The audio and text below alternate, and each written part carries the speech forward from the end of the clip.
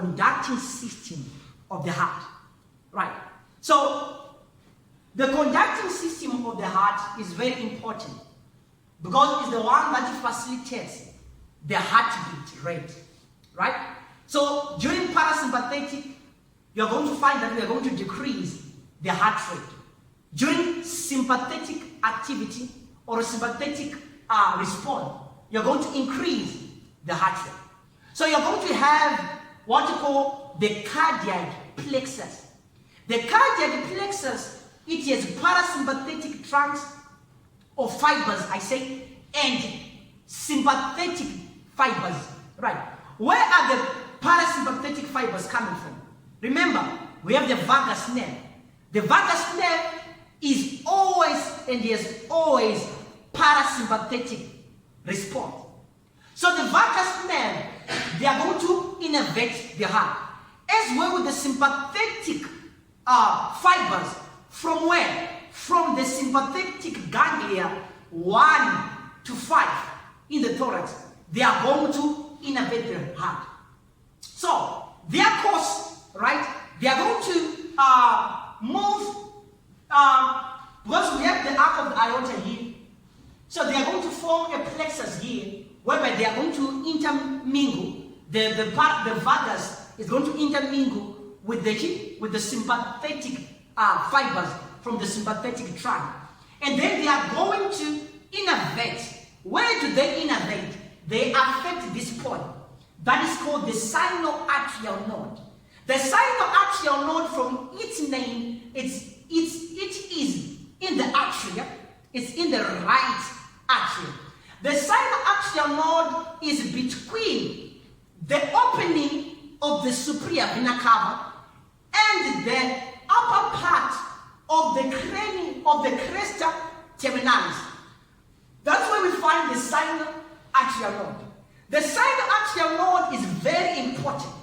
Why? Because this node is referred to as the pacemaker, the pacemaker of the heart. Pacemaker is the one that controls the pace at which the heart is going to contract. It's going to affect the beating rate of the heart, depending that if it is stimulated by the parasympathetic fibers from the vagus nerve, it is going to decrease the pace. If it is being innervated by the sympathetic nerves, it is going to increase the pace, right? But itself, the sinoatrial node, it has what we call a myogenic cardiac contraction effect. On itself, it is the ability to propagate action potentials. So it can release on itself action potential, right? So how does it work? The sinoatrial node is going to release fibers that are going to innervate the atria, the right atria and the left atria. So it's going to cause contraction of these atrias simultaneously, all right? So let's say it's going to generate an action potential, right here, an action potential here. When it generates an action potential, it's going to move in both of the atria and cause contraction of this atria. Contraction of this atria. And then the action potential, they are going to continue and as the what? Atrioventricular node.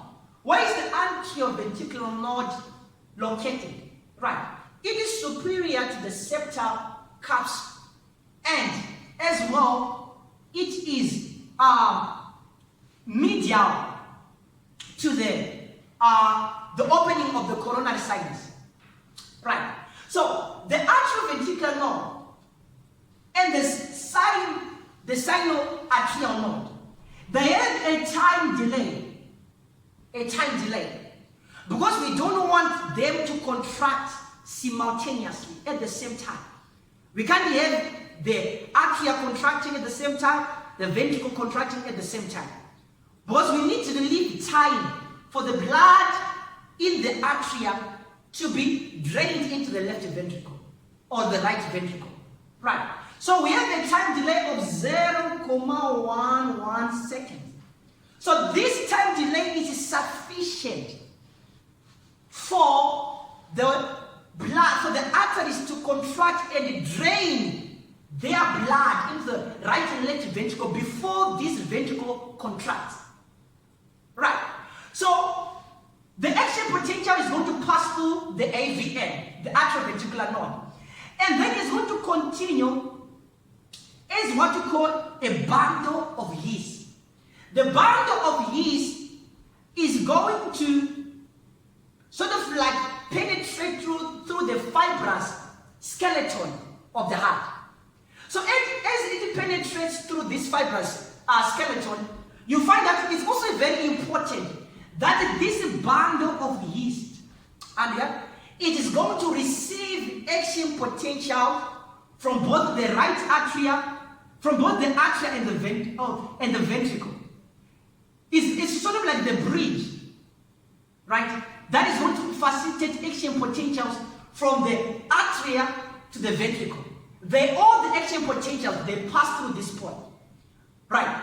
And then we said that the interventricular septum has two features. We have the membranous part and the muscular part. The membranous part, between the membranous part and the muscular part, at that junction, the bundle of yeast is going to split, giving us the right bundle and the left bundle. The right bundle here, this is the right bundle, right, is going to move into the right atrium. So it supplies the right atrium. It innervates the right ventricle. It innervates the right ventricle. So how does it innervate the right ventricle? It will pass through. Remember, we said in the right, the bundle of yeast, right? It's going to split into two at the junction between the membranous part and the muscular part of the interventricular septum. It's going to give us the right bundle and the left bundle. Now, the right bundle and the left bundle, they first reach the apex here, right? And then they are going to surround, they are going to go like around these ventricles and innervating these ventricles, right? So they are going to continue as what you call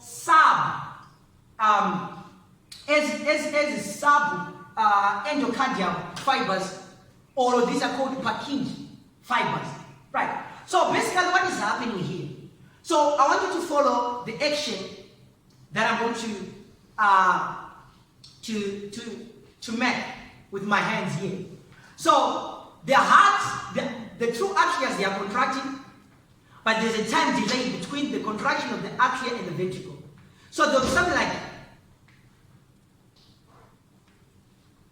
they are not contracting simultaneously.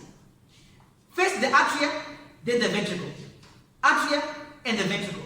Atria and the ventricle. Right. So it is very important because these fibers, they have to be supplied. Right? They have to have blood supply. So let's say that you have a deposition of cholesterol in one of maybe the left atria, the left coronary artery, or the right coronary artery. You are going to block the blood flow to these conducting into the conducting system. So you're also going to affect the conduction of the heart, right? So that is also important. So this is about all about the conducting system of the heart. So we have summarized the gross anatomy of the heart. I hope it is helpful. Thank you so much, and don't forget to subscribe.